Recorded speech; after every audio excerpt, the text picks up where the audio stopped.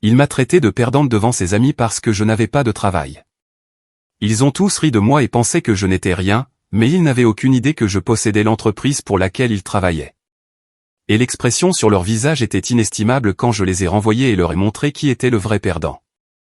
Nous devons parler de la situation de Claire. La mère de Samuel, Brigitte, était assise dans notre salon, ayant organisé ce qu'elle appelait une « intervention ». Samuel, son frère, Thomas, et Brigitte me faisaient tous face avec des expressions identiques d'inquiétude condescendante. 3 ans sans travail, ce n'est plus de la paresse. C'est pathologique, a poursuivi Brigitte en faisant glisser une brochure sur la table basse. C'est un programme pour les adultes chroniquement inemployables. Ils enseignent des compétences de base comme arriver à l'heure et s'habiller convenablement. Samuel a hoché la tête en signe de soutien, tendant la main pour tapoter la mienne. Nous faisons ça parce que nous t'aimons, malgré tout. J'ai regardé la brochure en luttant contre l'envie de rire. S'ils savaient seulement que leur appartement, leur voiture, et même la récente croisière de Brigitte étaient tous payés par mon entreprise, Apex Solutions, où Samuel travaillait comme cadre intermédiaire, se croyant le soutien de famille. La couverture de la brochure présentait la photo d'une femme souriante dans un blazer mal ajusté, se tenant fièrement à côté d'une caisse enregistreuse. Nouveau départ, un programme pour les adultes en difficulté professionnelle. J'ai passé mon doigt sur le papier glacé, me souvenant de la dernière fois que j'avais vu des documents comme ceux-ci. C'était il y a 5 ans, lorsque je concevais des programmes d'aide aux employés pour Apex Solutions, l'entreprise que j'avais bâtie avec l'argent de l'assurance vie de mon père après sa mort soudaine. Et maintenant, j'étais là, me voyant offrir une formation professionnelle de rattrapage par des gens qui vivaient de ma réussite. La première étape est d'admettre que tu as un problème, a ajouté Thomas en se penchant en avant avec une sincérité étudiée. Il était thérapeute, ou du moins c'est ainsi qu'il se présentait après avoir obtenu son certificat de conseil en ligne l'année dernière. J'avais vu le débit sur le relevé de carte de crédit, 750 € pour un cours de 6 semaines. Claire, à quand remonte la dernière fois que tu as même mis à jour ton CV? Ma petite amie, Sarah, travaille au RH, et elle dit que les interruptions de plus de 6 mois sont des condamnations à mort professionnelle.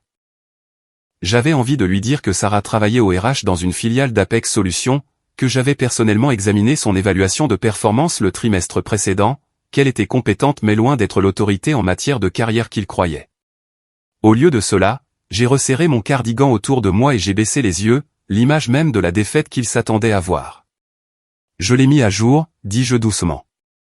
La semaine dernière, en fait. J'ai un autre entretien mardi. Le rire de Brigitte fut sec et amer. Un autre entretien? Ça fait combien maintenant? 50? 60? À un moment donné, ma chérie, tu dois accepter que le problème n'est peut-être pas eux. Elle a lissé sa jupe, celle de créateur qu'elle avait achetée lors de sa croisière en Méditerranée le mois dernier.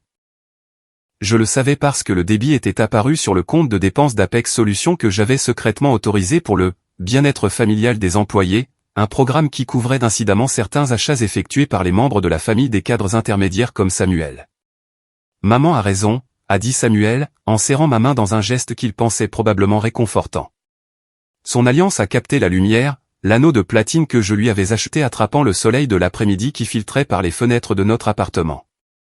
Notre appartement, c'est comme ça qu'il l'appelait, sans jamais savoir que l'acte de propriété était à mon nom par le biais d'une fiducie, acheté comptant 2 ans avant même notre rencontre. Il est peut-être temps de revoir tes attentes à la baisse. Commence par quelque chose de débutant, la vente au détail, peut-être, ou la restauration. J'ai entendu dire que Starbucks a d'excellents avantages, a offert Thomas, serviable, et ils sont très ouverts aux personnes qui réintègrent le marché du travail. Réintégrer le marché du travail? Comme si je l'avais jamais quitté. Chaque matin, après le départ de Samuel pour Apex Solutions, je marchais 3 pâtés de maison jusqu'à un café où Patricia, ma vice-présidente des opérations, me retrouvait avec des tablettes cryptées et des téléphones sécurisés. Nous passions 4 heures à gérer une entreprise de 3000 employés répartis sur 4 États, prenant des décisions qui affectaient des millions de revenus, tout ça pendant que Samuel croyait que j'étais assise à la maison à regarder la télévision et à manger des céréales en pyjama. La fente de la boîte aux lettres a claqué, interrompant le cours de Brigitte sur la dignité du travail honnête. Je me suis levé pour récupérer le courrier, reconnaissante de l'excuse pour quitter ce cercle de jugement, même momentanément. Parmi les factures et les publicités se trouvait une autre enveloppe que j'ai reconnue immédiatement, Berger et Associés, l'agence de marketing où travaillait Jacques, l'ami de Samuel. C'est un autre refus, a crié Samuel, et je pouvais entendre la supposition dans sa voix. Il était déjà certain de la réponse. Je l'ai ouverte lentement, bien que je sache déjà ce qu'elle dirait. Jacques avait appelé Samuel 2 soirs auparavant, et j'avais entendu chaque mot à travers la porte de la salle de bain. Ils avaient ri de mon entretien, de la façon dont Jacques avait dit à son patron que j'étais, gentil mais complètement déconnecté du marketing moderne. La lettre n'était qu'une formalité. Nous avons le regret de vous informer. Ai-je lu à voix haute en retournant à ma place. Samuel a tendu la main pour prendre la lettre, et je la lui ai passée, le regardant la parcourir avec une satisfaction à peine dissimulée. Eh bien, au moins, ils ont répondu, a dit Brigitte, comme si c'était une gentillesse. Certaines entreprises ne prennent même plus la peine. Elle s'est tournée vers Samuel. Tu te souviens quand tu as eu ta promotion le mois dernier? Tu as dit qu'il y avait plus de 200 candidats pour ce poste, et tu l'as eu parce que tu es exceptionnel, Claire. Tu devrais être fier de Samuel. Tout le monde ne peut pas réussir, mais au moins tu as épousé quelqu'un qui a réussi. La promotion, directeur principal des initiatives stratégiques chez Apex Solutions, un poste que j'avais créé spécifiquement pour lui par une série de communications cryptées avec Patricia. Non pas parce qu'il le méritait, mais parce que j'avais besoin qu'il se sente suffisamment en sécurité pour révéler sa vraie nature. Plus il se sentait puissant, plus il devenait négligent dans sa cruauté. Le programme d'intervention commence lundi, a dit Thomas en faisant glisser un autre papier sur la table. C'est 3 matinées par semaine. Ils t'aideront pour tout, les techniques d'entretien, la tenue vestimentaire appropriée, même les bases de l'informatique. Je sais me servir d'un ordinateur, ai-je dit, laissant une pointe de frustration percer dans ma voix. Juste assez pour paraître sur la défensive, pas assez pour paraître suspecte.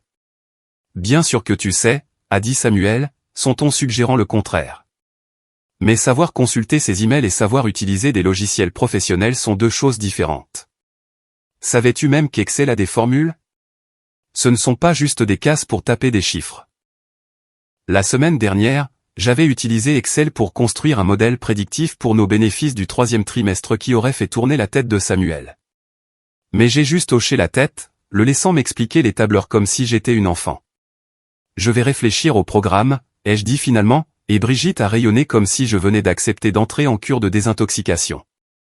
C'est tout ce que nous demandons, a-t-elle dit en se levant pour partir. Thomas, nous devrions y aller. Laissons-les discuter de ça en privé. Elle a embrassé la joue de Samuel, puis m'a regardé.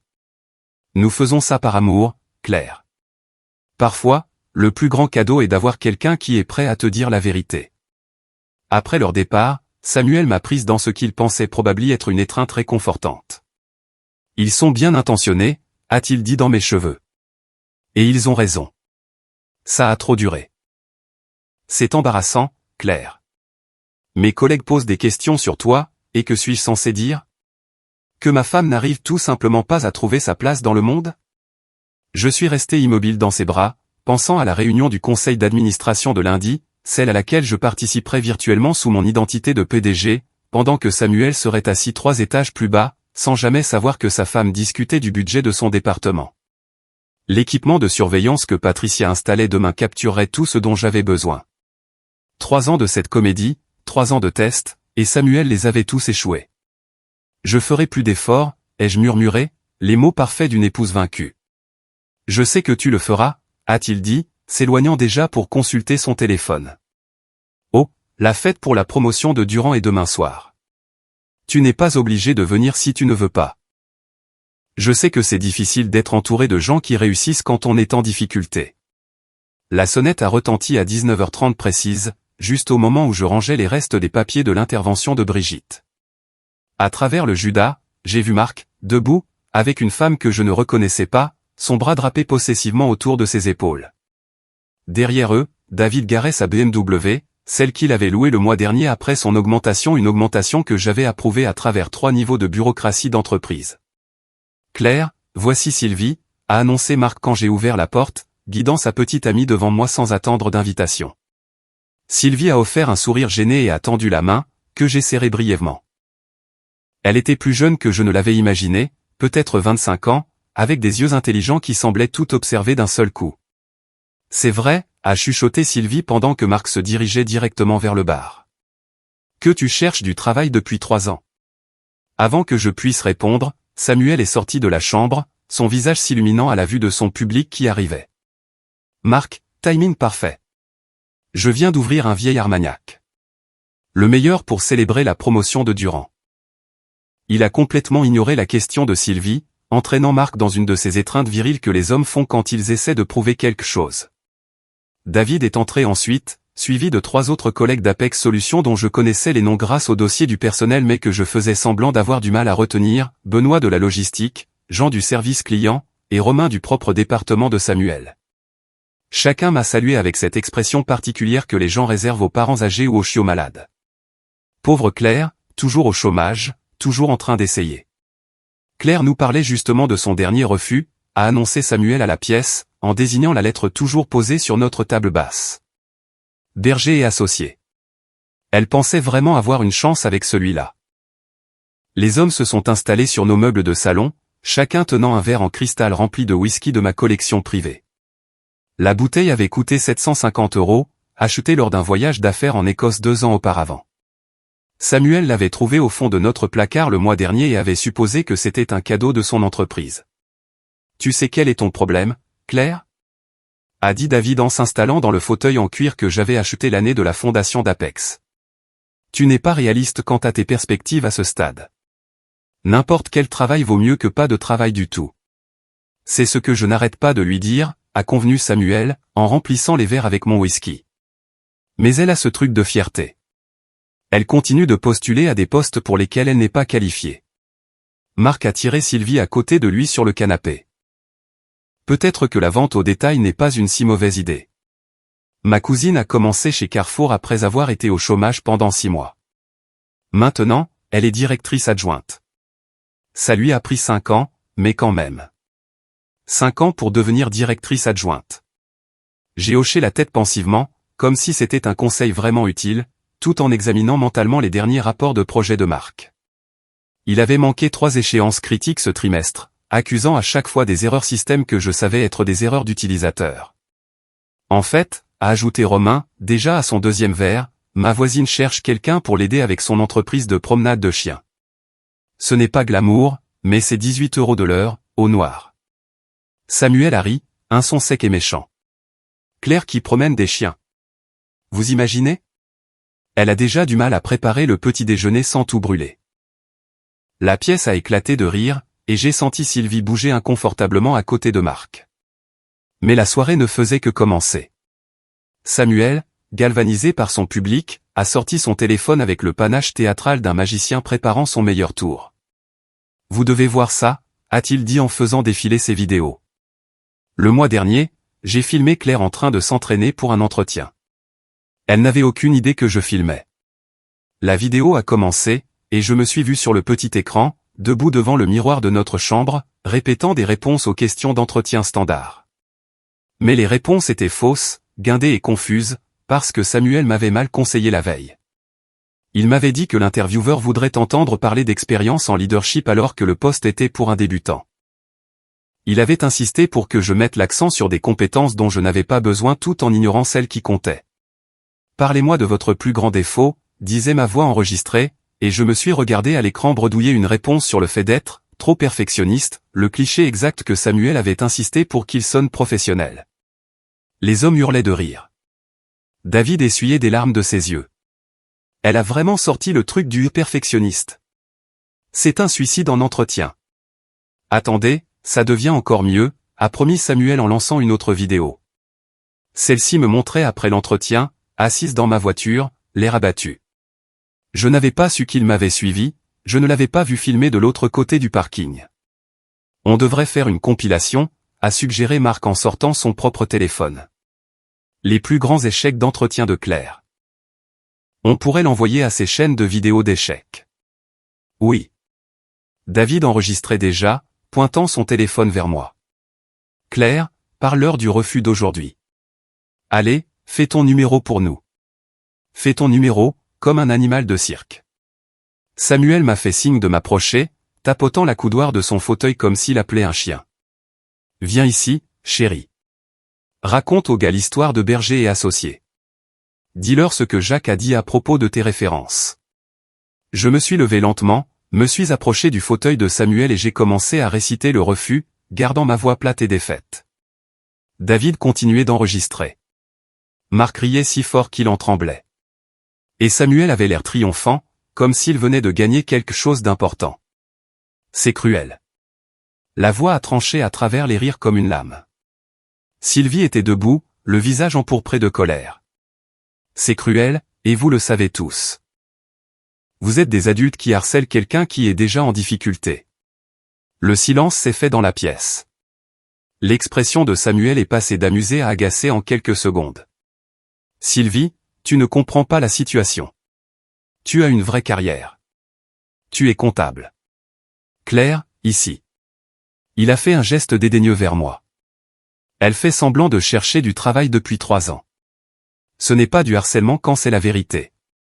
D'ailleurs, a ajouté Marc en tirant sur le bras de Sylvie pour qu'elle se rassoie, Claire s'en fiche.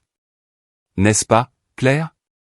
Avant que je puisse répondre, Sylvie s'est dégagée de la main de Marc. Vous savez ce que j'ai entendu la semaine dernière? Que Apex Solutions a un mystérieux propriétaire. Quelqu'un qui a bâti toute l'entreprise à partir de rien mais qui ne se montre jamais, communiquant uniquement par des canaux cryptés et des sociétés écrans. La pièce est devenue silencieuse, même pour les plus ivres. Ces hommes connaissaient les rumeurs sur le fondateur reclus de leur entreprise, le « fantôme dans la machine », qui avait transformé une petite start-up en une opération multi-État. Des contes de fées, a finalement dit Samuel, mais sa voix avait perdu une partie de son assurance. Les légendes urbaines n'aident pas les perdants à trouver un emploi. Crois-moi, s'il y avait un génie secret à la tête d'Apex, nous le saurions. Nous sommes la haute direction. Haute direction. Samuel était au mieux un cadre intermédiaire, 2 niveaux en dessous de quiconque pourrait réellement connaître la vérité. Mais j'ai simplement baissé les yeux, jouant mon rôle, pendant que Sylvie me fixait avec une expression que je ne pouvais pas tout à fait déchiffrer. J'ai besoin d'air, ai-je dit doucement et je me suis dirigé vers notre chambre. Derrière moi, j'ai entendu Samuel s'excuser pour ma sensibilité, j'ai entendu les rires reprendre, bien que plus étouffés maintenant. La voix de Sylvie s'est fait entendre, s'excusant d'avoir à se lever tôt, et j'ai entendu les protestations de Marc alors qu'elle se préparait à partir. La célébration a continué pendant 3 heures de plus. Je suis resté assise dans notre chambre, la porte légèrement entr'ouverte, les écoutant disséquer mes échecs, mon incompétence, mon incapacité à contribuer à quoi que ce soit de significatif dans le monde. Chaque commentaire était enregistré par les appareils que Patricia avait installés ce matin-là, chaque mot cruel capturé en haute définition. À 2 heures du matin, l'appartement était enfin calme, à l'exception des ronflements de Samuel depuis le salon où il s'était évanoui sur le canapé. Je me suis glissé jusqu'au placard de notre chambre et j'ai appuyé mon pouce contre ce qui ressemblait à un simple crochet à manteau. Le scanner biométrique caché en dessous a immédiatement reconnu mon empreinte, et le panneau arrière s'est ouvert en silence. Mon vrai bureau a pris vie. 3 moniteurs se sont allumés, affichant les opérations mondiales d'Apex Solutions. La division de Tokyo commençait juste sa journée. La succursale de Londres était au milieu d'une présentation client majeure. Et ici, à Paris, 3000 employés dormaient paisiblement, n'ayant aucune idée que leur PDG était sur le point de bouleverser leur monde. Le message crypté de Patricia attendait sur l'écran central, tous les enregistrements sont sécurisés. Qualité audio et vidéo excellente. L'équipe juridique examine les violations passibles de poursuite. Réunion du conseil d'administration prévue pour 9 heures demain matin. J'ai ouvert les dossiers des employés de chaque homme qui avait ri dans mon salon ce soir. Marc, 2 plaintes pour harcèlement sexuel, toutes 2 étouffées par les RH sur l'insistance de Samuel. David, fraude aux notes de frais totalisant 28 000 € sur 2 ans. Benoît, Jean, Romain, diverses infractions, de la discrimination au délit d'initié. Tout était documenté, tout était ignoré parce qu'il faisait partie du cercle intime de Samuel. À travers l'embrasure de la porte, je pouvais voir la silhouette de Samuel sur le canapé, un bras pendant sur le côté, la bouche ouverte. Je lui avais donné 3 ans pour prouver qu'il pouvait aimer quelqu'un qu'il considérait comme inférieur. 3 ans de test, chacun échoué de manière plus spectaculaire que le précédent. Demain à 9 heures, je participerai à une réunion virtuelle du conseil d'administration en tant qu'Alexandra Martin, la mystérieuse fondatrice d'Apex Solutions. Au même moment, Claire Dubois arriverait pour son « entretien » dans l'entreprise, une dernière performance pour amuser Samuel.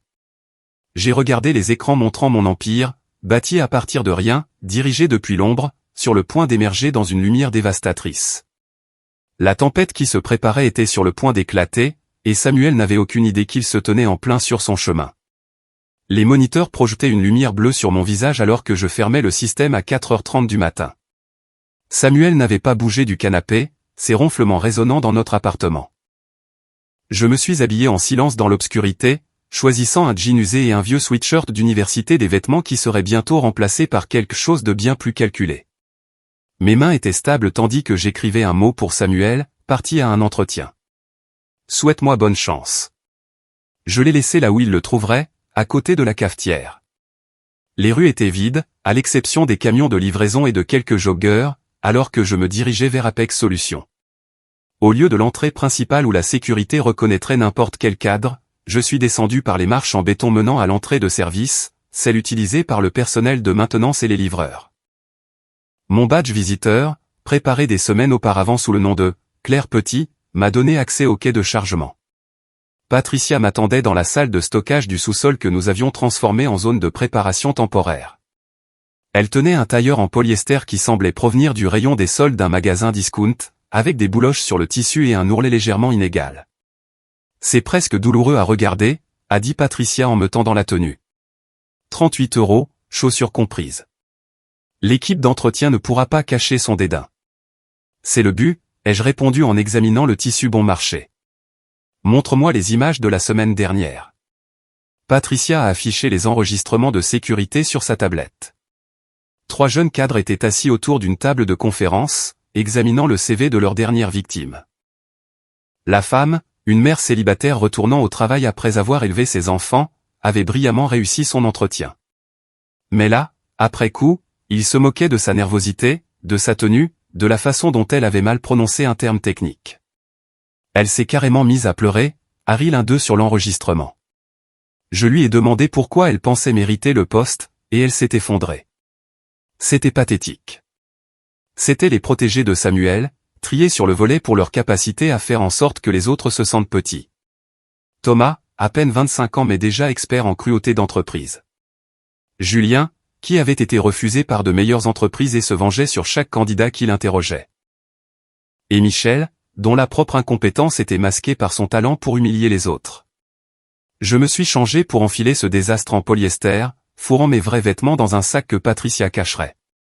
Les chaussures m'ont immédiatement pincé les pieds. La veste de tailleur tirait aux épaules. Toute cette tenue criait « J'essaie trop fort avec trop peu d'argent ». Ton entretien est à 9h, m'a rappelé Patricia en ajustant le badge visiteur pour qu'il pende légèrement de travers. Je surveillerai depuis la sécurité. Les toilettes de la direction au 14e étage seront libres et prêtes pour ta transformation à 9h20. J'ai pris l'ascenseur normal jusqu'au hall principal, rejoignant le personnel de sécurité et de maintenance du petit matin.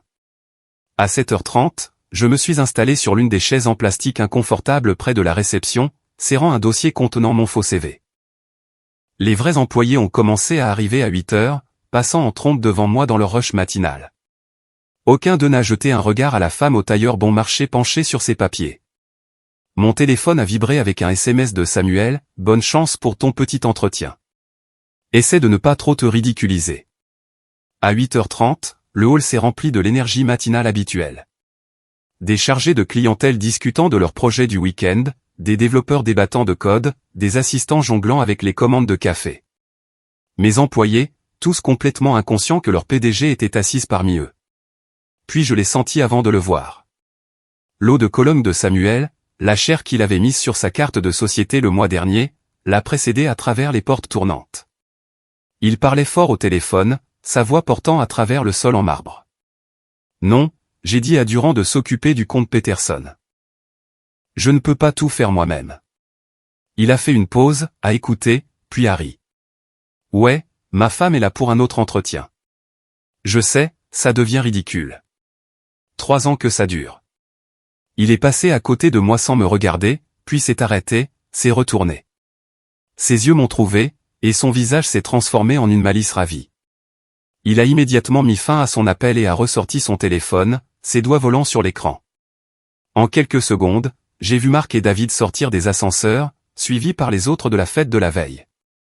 Ils ont essayé d'être discrets, se rassemblant près du bureau de la sécurité d'où ils pouvaient me regarder sans paraître évident. Samuel a fait mine de les saluer naturellement, comme s'ils se rencontraient par hasard, mais leurs yeux revenaient sans cesse sur moi, leur sourire narquois à peine contenu. À 5 minutes de 9 heures, une jeune femme des RH est apparue. Mademoiselle Petit, ils sont prêts pour vous maintenant. Le trajet en ascenseur a semblé une éternité. L'eau de Cologne de Samuel flottait encore dans mes narines, se mêlant à l'odeur de café brûlé de la tasse de l'assistante RH. Elle m'a conduite à travers le labyrinthe de bureaux jusqu'à une salle de conférence aux parois de verre où Thomas, Julien et Michel attendaient, leurs expressions déjà pleines de mépris. Mademoiselle Petit, a commencé Thomas sans se lever ni offrir une poignée de main. Nous avons examiné votre CV. Il y a quelques interruptions préoccupantes.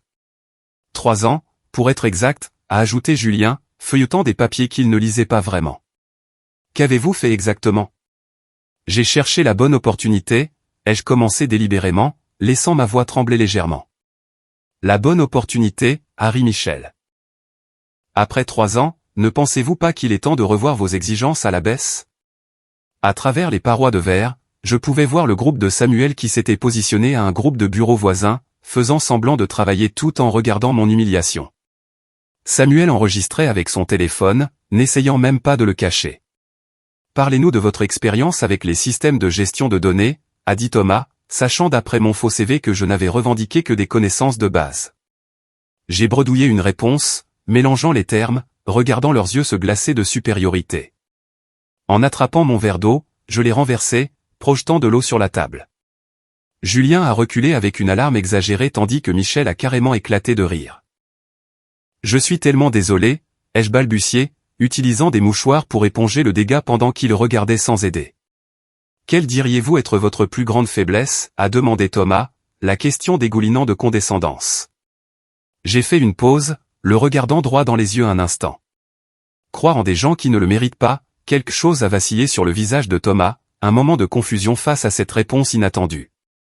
Mais Julien passait déjà à autre chose, posant des questions sur les attentes salariales, voulant clairement juste entendre un chiffre désespéré dont il pourrait se moquer plus tard.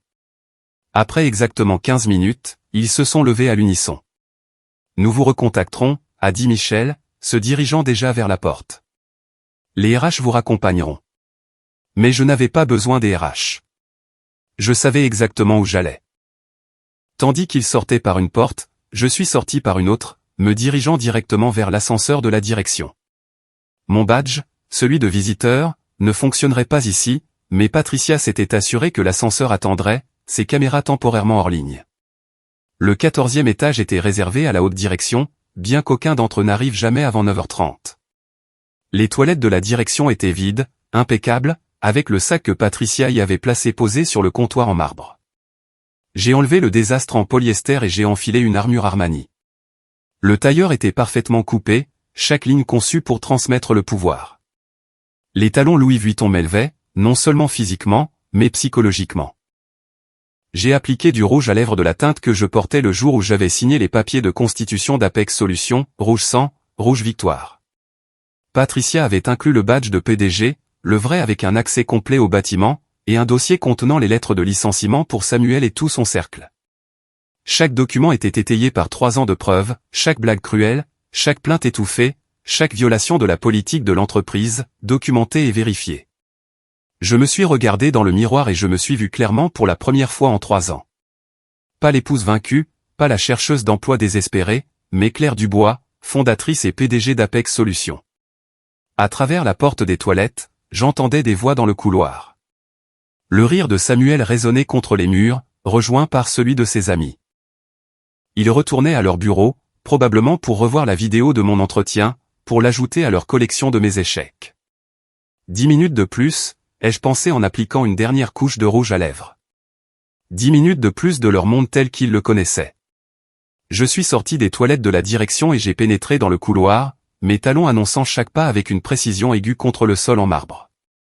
Le son était différent maintenant, ce n'était plus le traînement de chaussures plates usées, mais la frappe confiante de Louboutin de 10 cm. Des employés que je n'avais jamais rencontrés officiellement s'écartaient devant moi, leur confusion évidente. Qui est cette femme avec un accès de niveau C qui traverse leur étage? L'ascenseur privé attendait au bout du couloir, ses portes en laiton brillant. Samuel avait posé des questions sur cet ascenseur des dizaines de fois, se demandant pourquoi il existait, qui l'utilisait, pourquoi son badge ne lui donnait jamais accès. J'ai appuyé mon pouce contre le scanner biométrique caché dans le bouton d'appel. Les portes se sont ouvertes en silence, révélant l'intérieur lambrissé d'acajou qui m'avait transporté à des réunions secrètes du conseil d'administration pendant 3 ans. Alors que l'ascenseur montait, j'ai sorti mon téléphone pour accéder au flux de sécurité que Patricia avait acheminé vers mon appareil. La salle de conférence de la direction au 15e étage était pleine. Samuel se tenait au centre, ses mains s'agitant tandis qu'il recréait mon moment de renversement d'eau de l'entretien. Marc était penché sur son téléphone, téléchargeant des vidéos sur leur groupe de discussion privé, celui qu'il pensait secret, mais qui était surveillé par notre département informatique depuis des mois.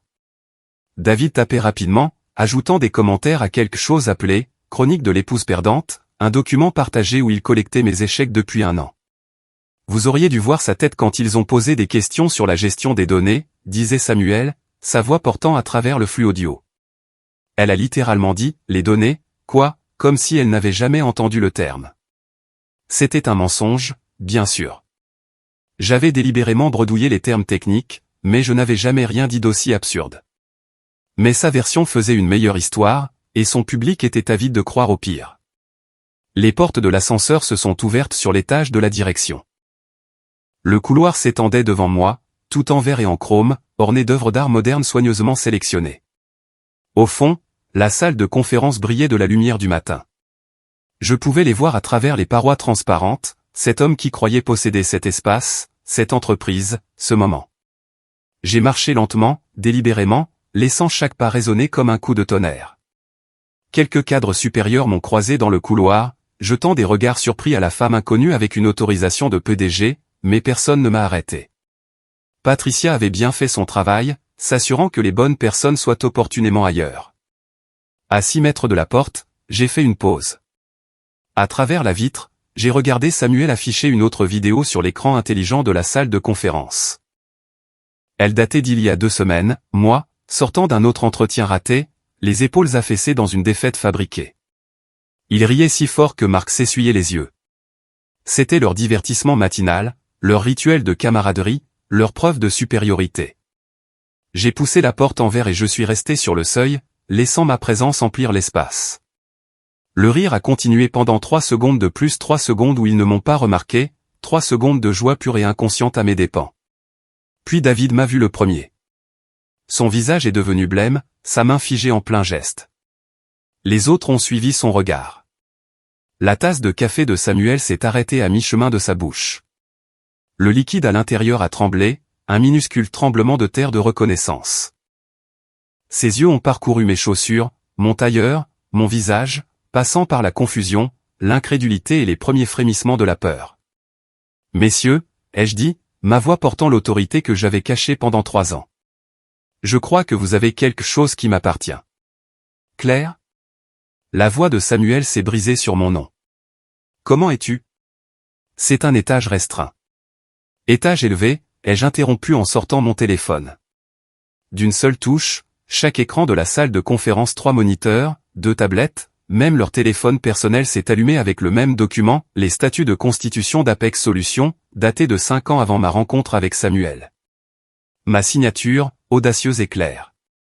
Ma photo du dossier, plus jeune, mais indubitablement moi.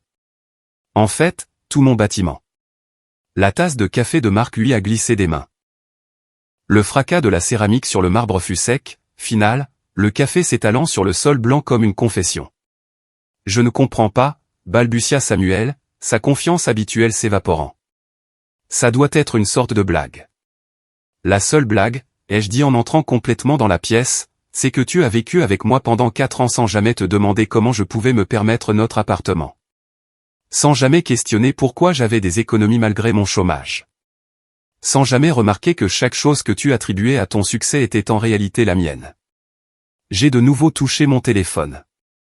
Les écrans ont changé, affichant une feuille de calcul avec des dates, des heures et des enregistrements. 3 ans de documentation sont apparus en rangée nette. 15 janvier, Samuel traite Claire de raté professionnel lors d'un dîner d'entreprise. La première entrée était accompagnée d'un enregistrement audio. La voix de Samuel a rempli la pièce, « Ma femme ne pourrait pas se faire embaucher chez McDonald's ». 22 mars, Marc suggère que Claire devrait essayer le divertissement pour adultes comme option de carrière. Le visage de Marc est passé du blanc au vert alors que sa propre voix rejouait sa suggestion cruelle. 3 juin, David crée un pari sur le nombre d'entretiens que Claire ratera ce mois-ci. L'épreuve comprenait des captures d'écran de mai, des transactions Lydia et une feuille de calcul suivant leur mise sur mon humiliation. « Arrête », a plaidé Samuel, mais je ne faisais que commencer. La vidéo de compilation a commencé. Chaque fois qu'il m'avait traité de « perdante » au cours de la dernière année, monté dans un montage dévastateur, le mot se répétant comme un battement de tambour, perdante au petit déjeuner, perdante au dîner, perdante devant la famille, perdante quand il pensait que je dormais. « Tu nous as enregistrés ?» Le téléphone de David est tombé sur le sol alors qu'il comprenait enfin l'ampleur de sa situation. Chaque instant, ai-je confirmé. Chaque blague cruelle, chaque plainte pour discrimination que vous avez étouffée, chaque note de frais que vous avez falsifiée. Pensiez-vous vraiment que personne ne regardait? Qu'il n'y avait aucune conséquence à créer un environnement de travail hostile dans ma propre entreprise? Ton entreprise. Samuel cherchait un point d'appui. Mais tu es au chômage. Tu ne peux même pas, je suis Claire Dubois, ai-je dit, chaque mot délibéré et tranchant. J'ai bâti Apex Solutions à partir de rien pendant que tu jouais encore aux jeux vidéo dans le sous-sol de ta mère. J'ai créé le poste dont tu es si fier. J'ai approuvé ta promotion le mois dernier, pensant que le pouvoir révélerait peut-être le caractère. Au lieu de cela, il a révélé exactement qui tu es vraiment. L'équipe de sécurité est apparue à la porte, 6 agents que j'avais personnellement sélectionnés ce matin pour cette tâche spécifique. Ils se sont tenus en silence, attendant mon signal. Votre emploi est terminé avec effet immédiat pour faute grave, ai-je annoncé en sortant les lettres de licenciement de mon dossier. Fraude en valeurs mobilières, harcèlement, discrimination, abus de ressources de l'entreprise et violation du code de conduite de l'entreprise que vous avez signé mais jamais lu. Samuel s'est levé d'un bond, sa chaise roulant en arrière. Tu ne peux pas faire ça. Je suis ton mari. J'ai tendu la main vers mon alliance, le diamant qu'il avait acheté avec ce qu'il pensait être sa prime, mais qui était en réalité mon argent filtré à travers des structures d'entreprise qu'il n'avait jamais comprises. Je l'ai posé sur la table de conférence avec une précision délibérée. Le petit clic du métal sur le verre était en quelque sorte plus fort que le fracas de la tasse de café de Marc. Étiez mon mari, ai-je corrigé. Les papiers du divorce seront chez ta mère avant midi, avec tes affaires de mon appartement. Celui que j'ai acheté avant notre rencontre. Celui pour lequel tu n'as jamais pensé à vérifier l'acte de propriété. C'est illégal, a protesté David, bien que sa voix tremble. Tu ne peux pas simplement. Vos appareils d'entreprise sont déjà verrouillés, ai-je continué en ignorant son interruption. Vos badges d'accès sont désactivés. Vos options d'achat d'actions sont sans valeur en raison des clauses de faute grave que vous n'avez jamais lues. Vos derniers chèques de paie couvriront exactement ce qui vous est dû, moins les dommages résultant de vos violations de politique. La dernière tentative de Samuel fut désespérée, manipulatrice, exactement ce à quoi je m'attendais. Claire, je t'aimais. On peut arranger ça. Le rire qui m'a échappé était sincère, me surprenant même par son éclat. Tu aimais ce que tu pensais être ta supériorité sur moi. Tu aimais avoir quelqu'un à mépriser. Ce n'est pas de l'amour, Samuel. C'est juste pathétique. L'équipe de sécurité s'est avancée, et je me suis tourné pour partir, mes talons claquant contre le marbre au rythme de la victoire. L'ascenseur est descendu en silence, m'emportant loin de la dévastation que j'avais laissée dans la salle de conférence. À travers les parois de verre du bâtiment, je pouvais voir la sécurité escorter Samuel et son équipe vers la sortie, leurs affaires dans des boîtes en carton. D'autres employés avaient cessé de travailler pour regarder, leurs visages pressés contre les fenêtres des bureaux, témoins de la chute des hommes qu'ils avaient craints pendant des années. Mon téléphone vibrait avec insistance dans ma poche. Le nom de Brigitte s'est affiché à l'écran pour la 7e fois en 3 minutes. Je l'ai laissé sonner jusqu'à la messagerie vocale, sachant que l'explosion se préparait. Patricia m'a rejointe dans le hall, sa tablette affichant déjà un flot d'alertes. Le service juridique a gelé leur compte d'entreprise, a-t-elle rapporté, en suivant mon rythme vers mon vrai bureau. L'informatique confirme que tous les appareils de l'entreprise sont verrouillés. Les badges d'accès au bâtiment ont été désactivés. L'entreprise de déménagement est en route vers votre appartement. Le téléphone a de nouveau sonné. Cette fois, j'ai répondu. Comment oses-tu? La voix de Brigitte a hurlé à travers le haut-parleur, si fort que Patricia a tressailli. Espèce de sorcière manipulatrice. Tu as détruit mon fils après tout ce que nous avons fait pour toi, t'accueillir quand personne d'autre ne voulait t'embaucher. Brigitte, ai-je interrompu, ma voix calme et froide. Ton fils s'est documenté en train de commettre une fraude en valeurs mobilières. Il s'est enregistré en train de harceler des employés. Il a créé des preuves de discrimination qui pourraient entraîner des poursuites pénales. Ce n'est pas. Il ne ferait jamais. J'ai 3 ans d'enregistrement, Brigitte, y compris le dîner où tu as suggéré que je devrais être reconnaissante que quelqu'un comme Samuel daigne même regarder quelqu'un comme moi. Tu te souviens? La femme sans valeur qui ne pouvait même pas trouver un travail dans une épicerie? Sa respiration était saccadée à l'autre bout du fil. Nous essayons de t'aider, de t'améliorer. Vous preniez plaisir à vous sentir supérieur. Il y a une différence. J'ai affiché le contrat de mariage sur la tablette de Patricia. Samuel a insisté sur ce contrat pour protéger ses biens de sa femme profiteuse. Ironiquement, il protège mes biens de lui. Maintenant, il n'a rien. Pas de pension alimentaire, pas de propriété, aucune revendication sur tout ce que j'ai construit. Tu mens. Samuel a dit que l'appartement était sa prime de travail. L'appartement est à mon nom depuis avant ma rencontre avec ton fils. La voiture qu'il conduit? Louée par mon entreprise. Les vacances que tu as prises le mois dernier? Payées par un programme de bien-être familial que j'ai créé. Vous avez vécu de ma réussite tout en me traitant de sans valeur. Le silence s'est étiré avant que la voix de Brigitte ne revienne, plus faible maintenant, suppliante. Nous sommes une famille, Claire. Quels que soient les problèmes que tu as avec Samuel, tu ne détruirais sûrement pas une famille. Pense à ce que cela fera à sa réputation, à son avenir. Sa réputation est exactement ce qu'il a mérité. Au revoir, Brigitte. J'ai mis fin à l'appel et j'ai éteint mon téléphone complètement.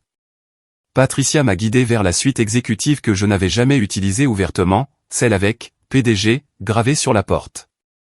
À l'intérieur se trouvait le bureau que j'avais conçu mais jamais occupé, tout en lignes épurées et en fenêtres du sol au plafond donnant sur la ville. « Vous avez une visiteuse » a dit Patricia en consultant sa tablette. Sylvie Chin. La petite amie de Marc d'hier soir. Elle attend depuis 20 minutes. Sylvie s'est levée quand je suis entré, son expression un mélange d'incertitude et de détermination. Elle portait une tenue différente de la veille, plus professionnelle, comme si elle s'était habillée pour un entretien. Je savais que quelque chose clochait, a-t-elle dit sans préambule. Hier soir, la façon dont il parlait de vous, mais vous étiez si calme. Trop calme. Et puis ce matin, Marc a appelé, paniqué d'avoir été renvoyé par une certaine Claire Dubois. Votre nom de famille n'est même pas le même que celui de Samuel. J'ai gardé mon nom de jeune fille, ai-je dit en lui faisant signe de s'asseoir. Bien que Samuel ait dit à tout le monde que j'avais pris le sien. J'ai fait des recherches sur Apex Solutions il y a quelques semaines quand Marc a eu le poste. Aucune photo du PDG nulle part. Des sociétés écrans et des structures de holding. Quelqu'un de très intelligent qui voulait rester caché. Sylvie a sorti son téléphone, me montrant ses notes. Je suis comptable judiciaire. Je sais comment suivre les pistes d'argent. L'appartement où vous vivez a été acheté par une fiducie qui remonte au même holdings que cette entreprise. Vous avez fait vos devoirs. J'ai aussi fait des devoirs sur Marc, a-t-elle poursuivi, sa voix se durcissant. Les notes de frais qui ne collaient pas.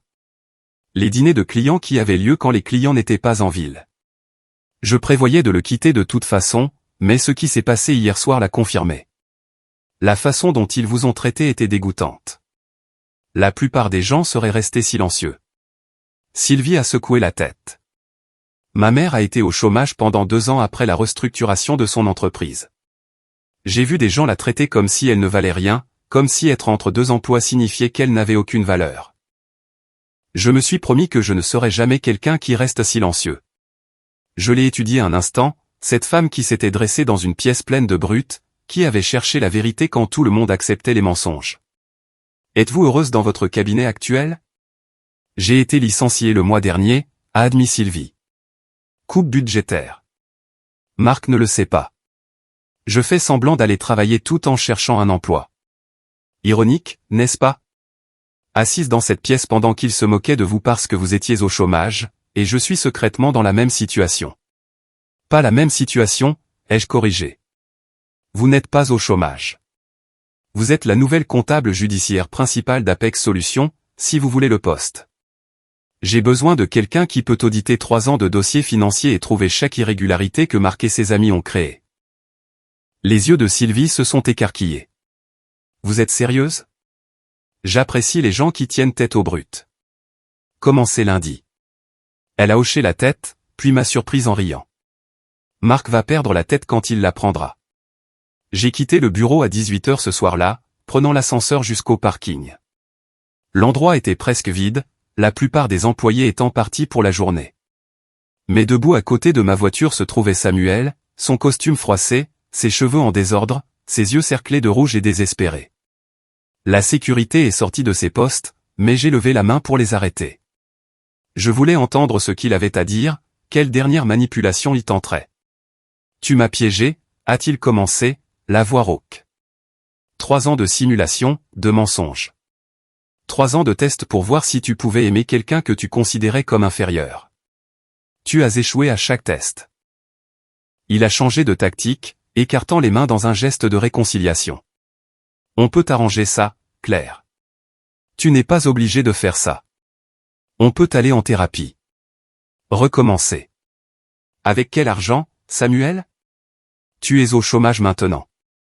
Pas de référence, pas d'indemnité, pas de perspective. Qui va embaucher quelqu'un qui a été renvoyé pour harcèlement et fraude? Son visage a traversé une série d'émotions avant de s'arrêter sur un faux remords. Je ne pensais pas ces choses que j'ai dites. C'était juste des blagues, des discussions entre mecs.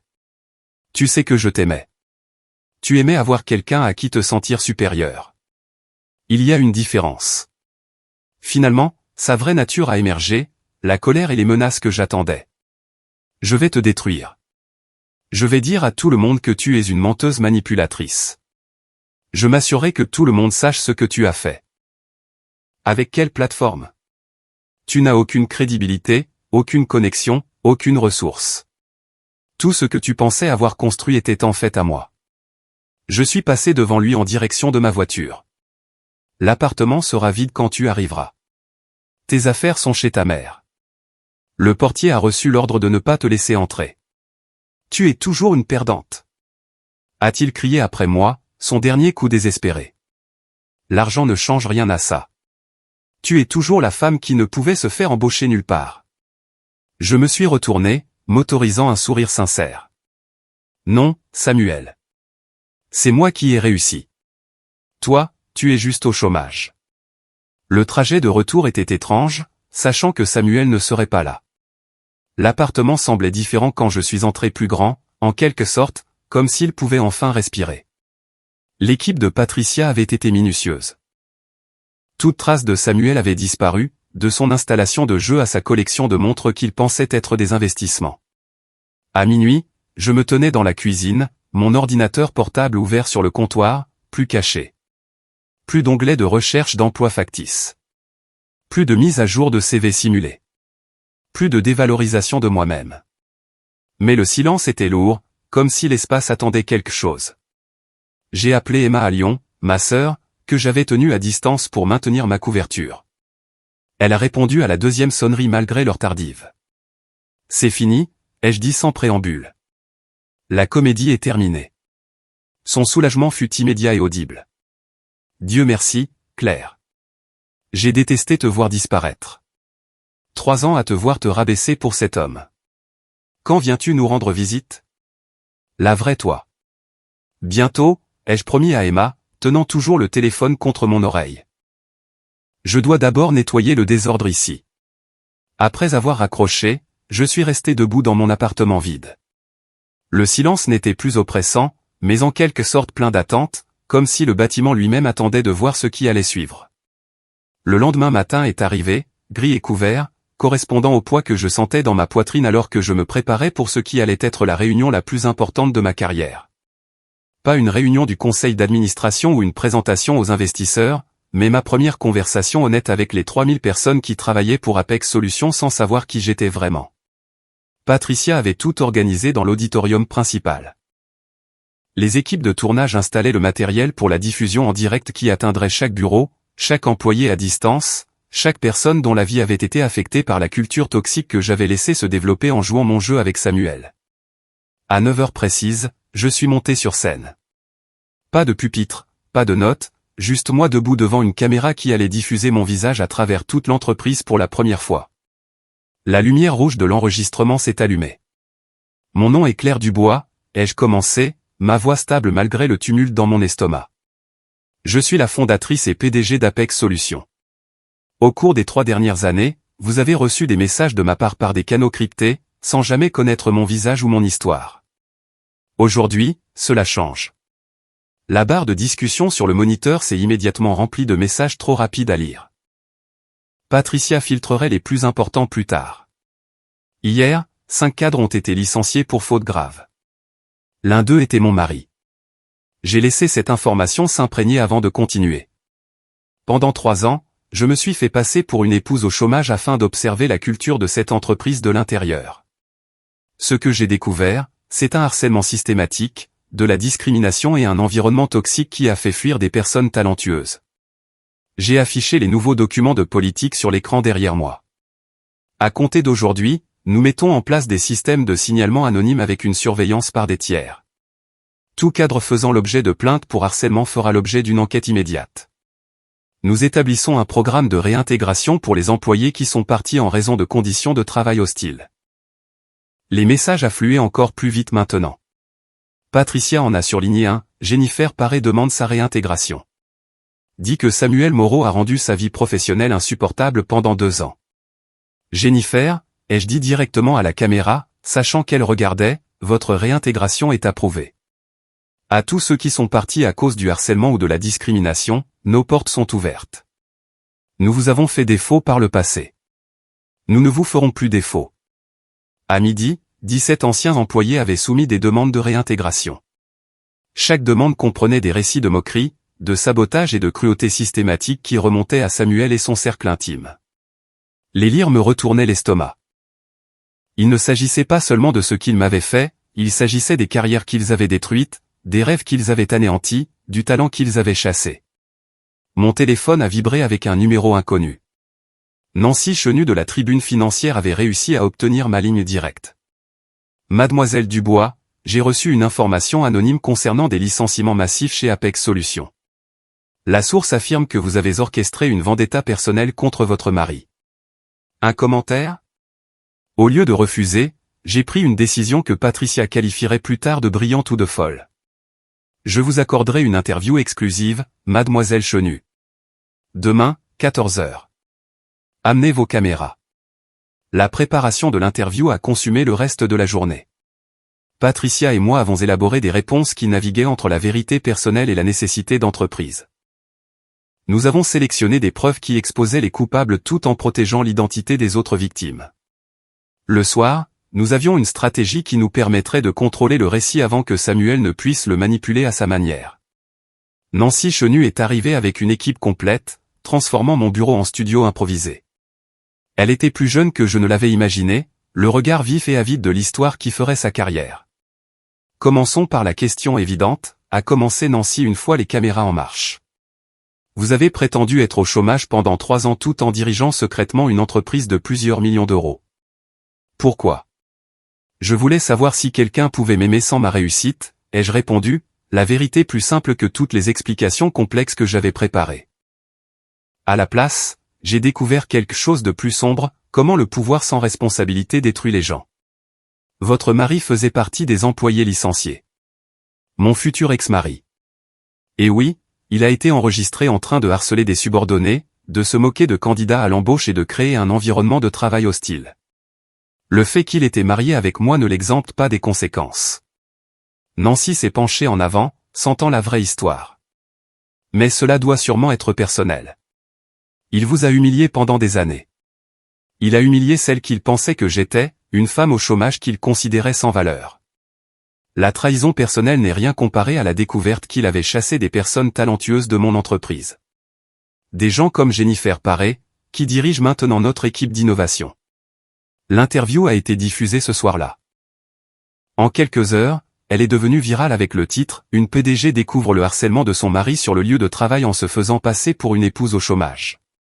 L'histoire s'est répandue sur les réseaux d'affaires, les médias sociaux et les agences de presse internationales. La tentative de réfutation de Samuel est arrivée le lendemain par une conférence de presse organisée à la hâte au bureau de son avocat.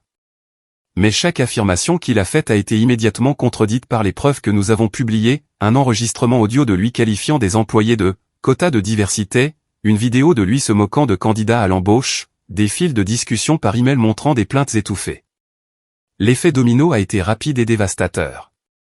L'ancien employeur de Samuel, Info Solutions, a annoncé une enquête interne après que d'anciens employés se soient manifestés avec des histoires similaires.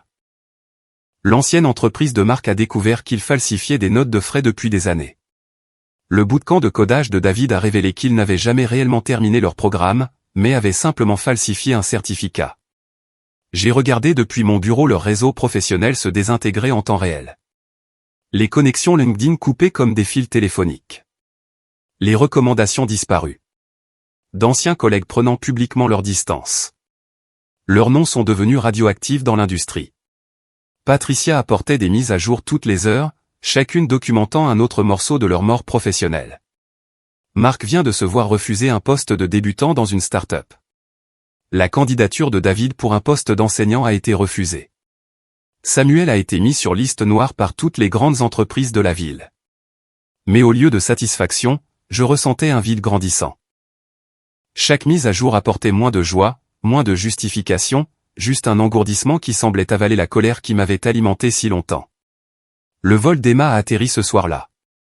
Elle est venue directement de l'aéroport, tirant encore sa valise lorsqu'elle est entrée dans mon bureau. Elle a jeté un coup d'œil au moniteur entourant mon bureau, tous affichant divers flux de l'effondrement de Samuel, et a secoué la tête. « Tu as gagné » a-t-elle dit, mais son ton suggérait le contraire. « Vraiment » ai-je demandé, sincèrement incertaine. « Es-tu heureuse » La question est restée en suspens entre nous. Étais-je heureuse? Samuel était détruit. Ses amis étaient ruinés. La culture toxique était en train d'être extraite de mon entreprise. Je m'étais révélé comme une PDG puissante au lieu d'une victime impuissante. Mais le bonheur? Cela semblait appartenir à une autre vie. Claire, a dit Emma, s'asseyant sur le bord de mon bureau comme elle le faisait quand nous étions enfants dans le bureau de papa. Tu te souviens pourquoi tu as bâti cette entreprise? Pour honorer la mémoire de papa, après que ces pilleurs d'entreprise aient détruit son affaire. Et que es-tu devenu? Sa voix était douce, mais les mots étaient tranchants. Tu es devenu comme eux. Les pilleurs d'entreprise qui ont détruit papa. Tu as juste une meilleure justification. La vérité de ces propos m'a frappé comme de l'eau froide.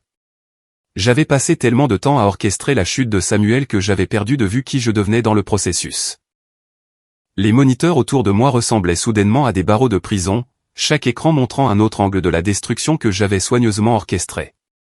Emma nous a servi à toutes les deux du vin d'une bouteille qu'elle avait apportée de Lyon, et nous sommes restés assises dans mon bureau tandis que les moniteurs autour de nous continuaient leur affichage silencieux des funérailles professionnelles de Samuel. Le vin avait un goût amer face à la vérité de ses paroles. Je ne dis pas que ce que Samuel a fait était bien, a continué Emma, repliant ses jambes sous elle sur le canapé en cuir. Mais papa ne te reconnaîtrait pas en ce moment. La sœur que je connaissais bâtissait des entreprises pour créer des opportunités, pas pour orchestrer la destruction. 2 semaines se sont écoulées dans un tourbillon de restructuration d'entreprises et de gestion des médias.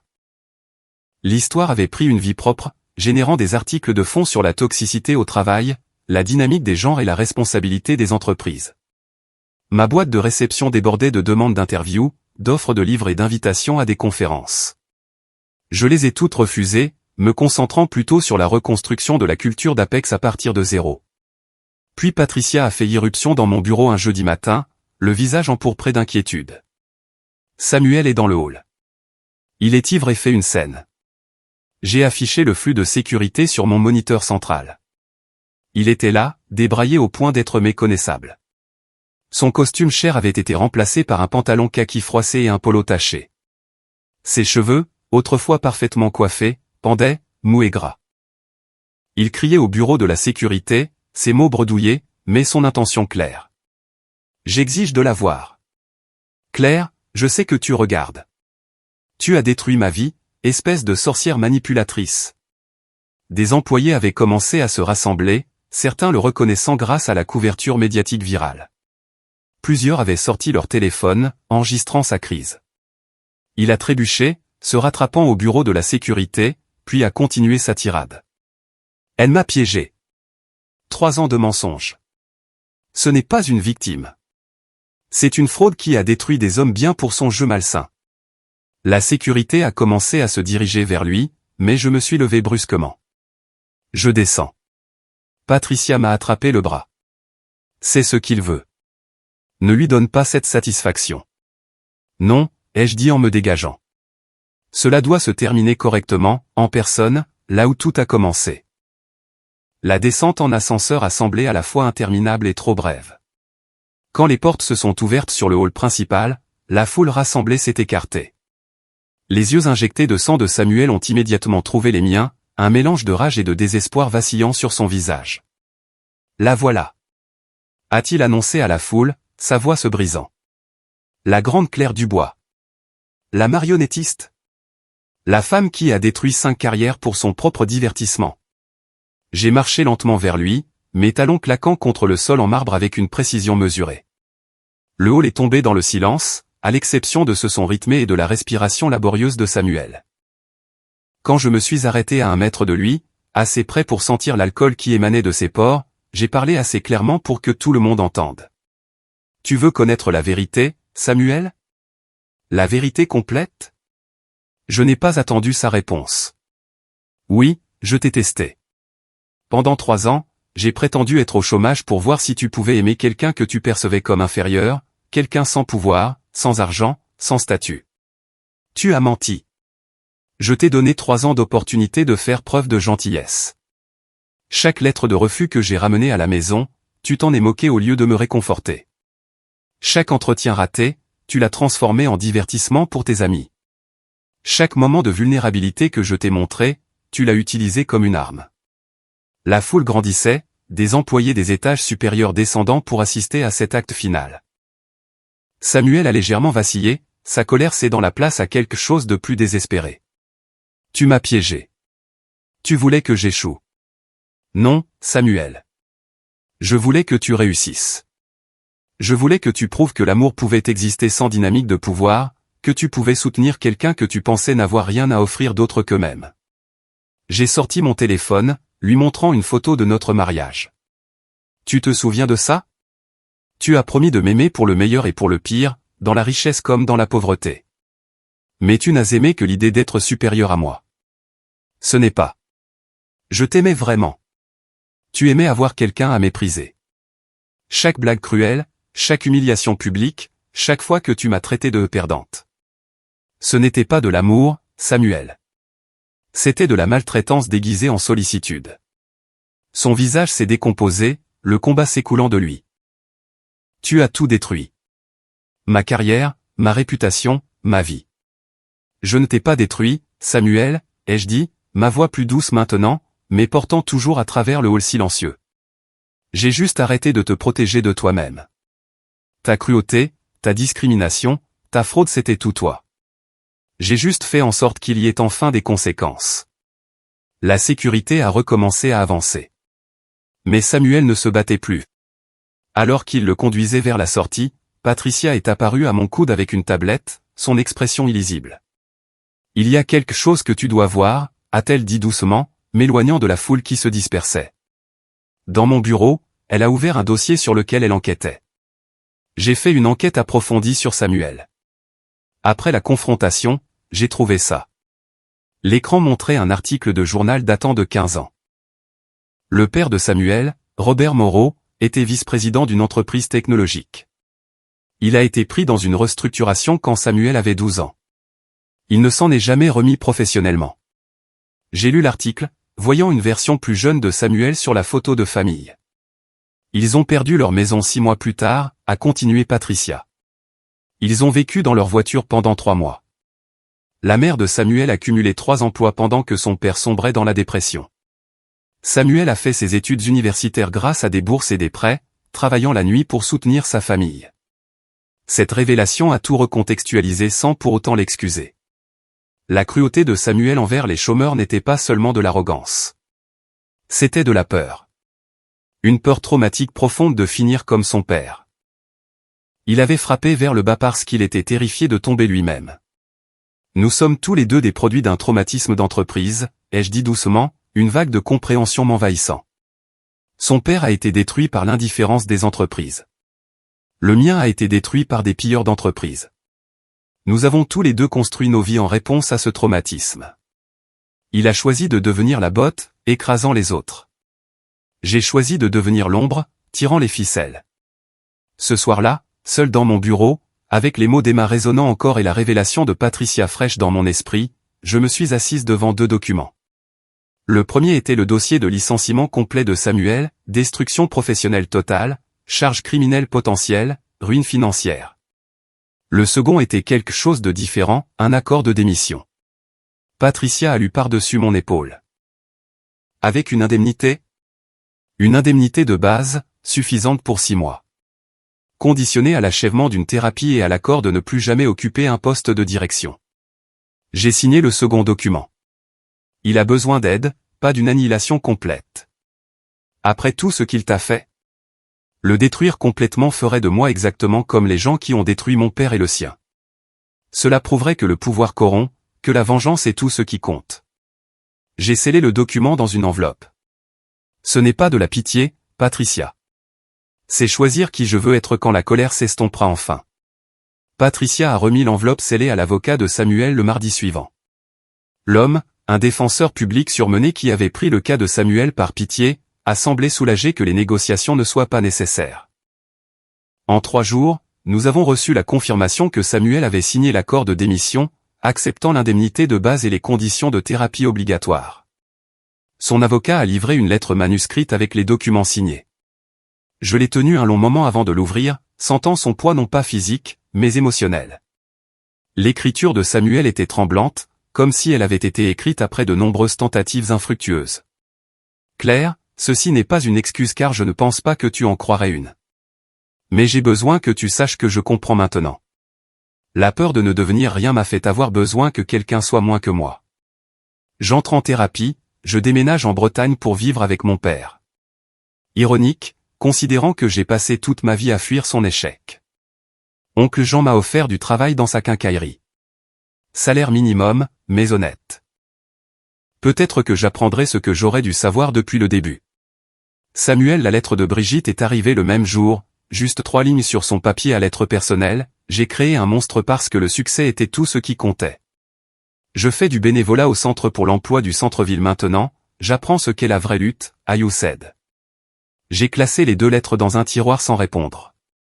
Certains ponts devaient rester brûlés, leurs cendres rappelant ce qui avait été.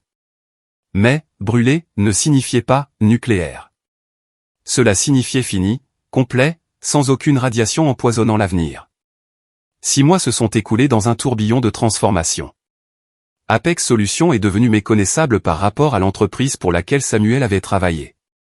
Jennifer Paré, la programmeuse qui l'avait poussé à la démission, dirigeait maintenant notre équipe de développement la plus innovante. Son dernier projet avait 3 brevets en attente et suscitait l'intérêt des géants de la technologie.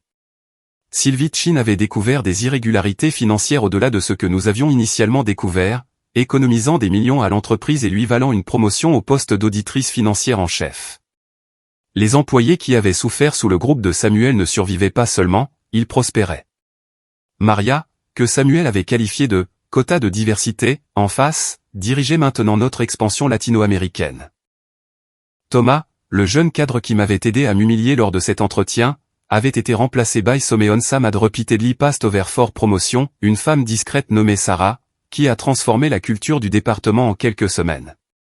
Nous avons institué quelque chose que les médias d'affaires ont qualifié de révolutionnaire, mais que je considérais comme de la décence humaine de base. Chaque cadre, y compris moi, travaillait à des postes de débutants pendant une semaine chaque trimestre.